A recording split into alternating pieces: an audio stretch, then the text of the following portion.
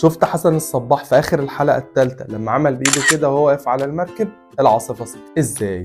ما شاء الله. وانت فاهم المسلسل اساسا؟ هتلاقي في المشهد ده بيقرا كتاب. ده اكيد كتاب سحر والعياذ بالله. لا ده جهل ما شاء الله. كان مكتوب في الصفحه مواقيت الرياح وحساب سرعه، وده في الاغلب كتاب اسمه الفلاحه النبطيه لعالم اسمه ابن وحشيه. وده مين ده؟ ده اللي بالمناسبه فك رموز حجر رشيد قبل الفرنسيين بكتير.